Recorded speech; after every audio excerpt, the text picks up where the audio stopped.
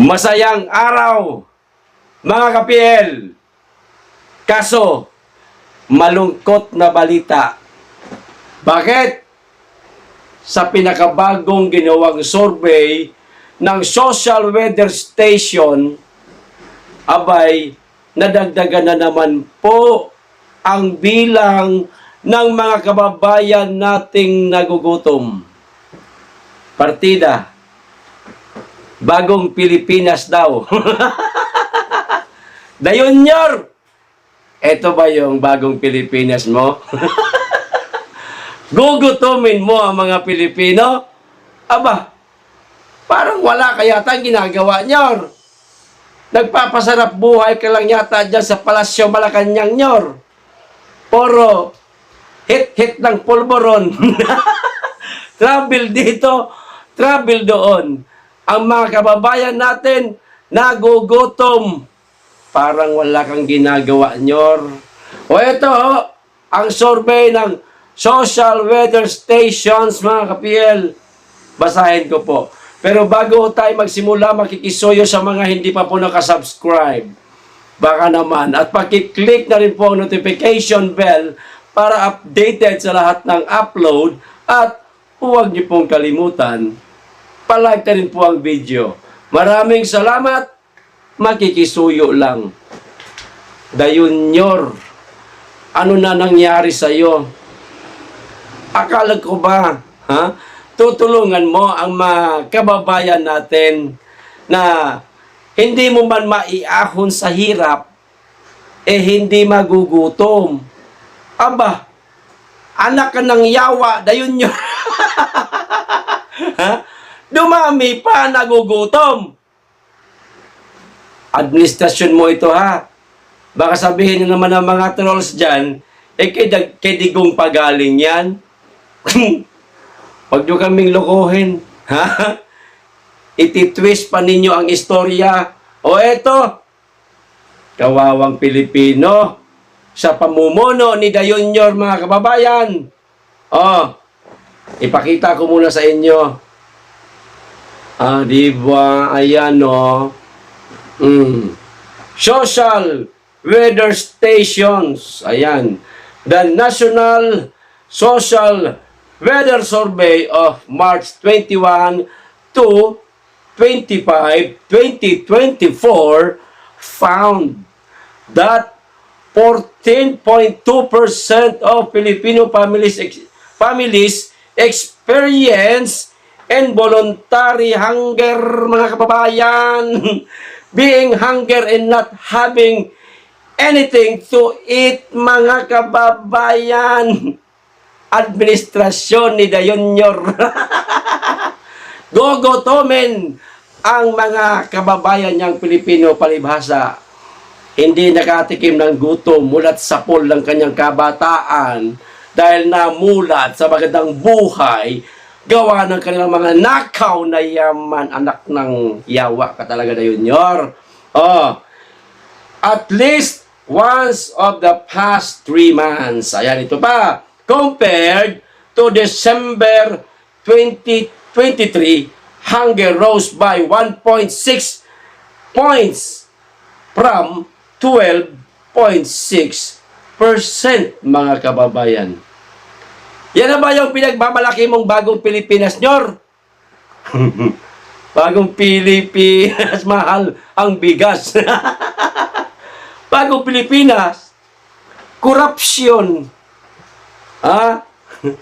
Kawat dito, kawat doon.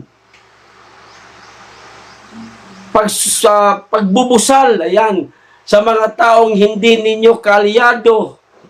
Kahit itong hakbang ng Maisog Pre-Rally, pinipigilan ninyo. Mabaho na kayo sa taong bayan, Nyor. Kahit pigilan pa ninyo. At marinig ng ibang mga kababayan natin, alam ho nila mga nangyayari sa bansa. Kahit kami nga mismo gagawa ng survey, isa lang sinasabi, nagsisisi sila. Bakit ka daw nila ibinoto? Wala naman daw nangyari, wala ka naman daw nagawa. Pipigilan pa ninyo ang hakbang ng Maisog Pre-Rally para hindi marinig ng taong bayan ang mga nakakaintindi, mga nais magsalita laban sa iyong administrasyon na palpak. Kahit pigilan mo pa, ramdam at alam ng mga kababayan natin ang mga nangyayari sa bansa. Dito na lamang sa mahal na presyo ng bigas, wala ka namang nagawa. Tinandaan kasi nila Ang alin? Yung pinangako mo na taas noo kahit kanino. Yung pala, taas tama. Kahit kanino. Kasi lagi ka nakapulburon, Junior. Anak ka ng patola ka talaga, Junior. Ito pa. Hunger rises to 14.2% in March 2024 from 12.6% in December 2023. Noong nakaraang taon, Desyembre, 12 laang mga ka-PL, 12.6% laang, abay pagpatak ng Marso 2024, naging 14.2. First quarter yan. Second quarter, mag-aantabay tayo. Baka itong 14 maging 16, 18, 20.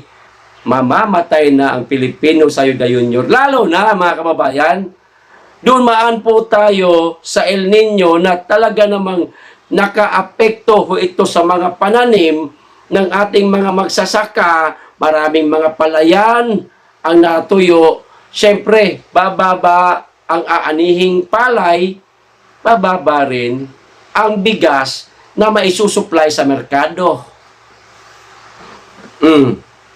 Anong kahinatnan nun? Dagdag gutom. Import na naman si Da Junior para alin? Kickbacking. Kickback. Dito, kickback doon. Corruption dito, corruption doon. Pulburon dito, pulburon doon sa Amerika. Kawawang Pilipino, mga kababayan. Yor! Ito ba yung pinangako mong bagong Pilipinas? Alam niyo, Yor, kung noon, may natitira pa akong kapirasitong respeto sa iyo dahil lintik na ihalal ka namin na nagkamali kami. At kapirasitong paggalang dyan sa unang ginang ngayon, naubos na. Kasi nakipagbuno kami roon sa Bulacan na di umano'y ginapang nitong inyong unang ginang na huwag magbigay ng permit, tinakot ang may-ari ng lupa para hindi makapagsagawa ng prayer rally. Tuluyang nawala ang kapirasitong paggalang ko sa iyo at dyan sa Bruhilda mo. Bruhilda na yan, naahas pati. Paano mo gagawin to? Nadagdagan na naman ang mga nagugutom sa ating bansa. Babaguhin nyo sa balita ninyo. Kasabihin ninyo, nadagdagan ang alin? Yung supply ng bigas kasi nag-import. Para ipamigay sa mga kababayan, ganon. Alam ng taong bayan nyo ang mga nangyayari sa bansa. Kahit pigilan pa ninyo ang hakbang ng Maisog Prayer Rally, lalo na ito paparating na May 7 sa Negros Oriental. Pag pinigilan nyo, Tonyor, kulam abutin mo sa... Hindi man tayo marunong magkulam, mga kababayan. Lalo lang ninyong gagalitin ang taong bayan dyan sa pagpigil ninyo.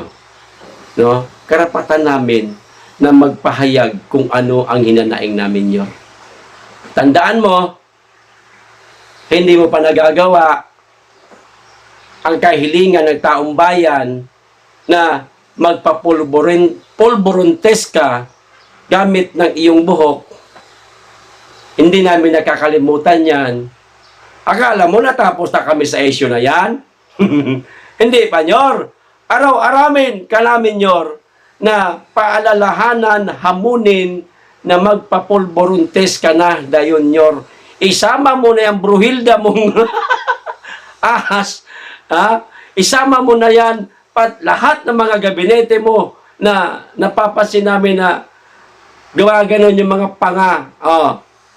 Isama mo. Live. May mga vlogger ninyo at vlogger na ayaw sa inyo kasama ng mga mainstream media naka-live para walang takas. Hindi pa namin yan nakakalimutan at hindi ka namin tatantanan sa mga bagay na yan, Nyor. Nakuha mo? Akala mo tapos na kami dyan? Ha?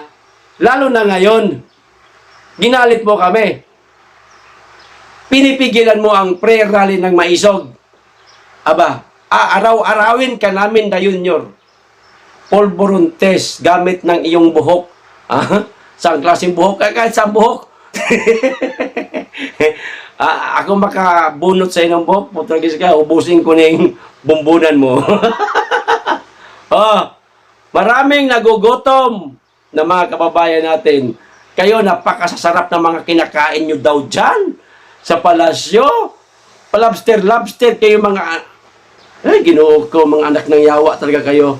Kami dito nagugutom. Kung di kami magsirko balintong sa kahanap buhay, hindi kami kikita ng pera. Pero kayo, ano?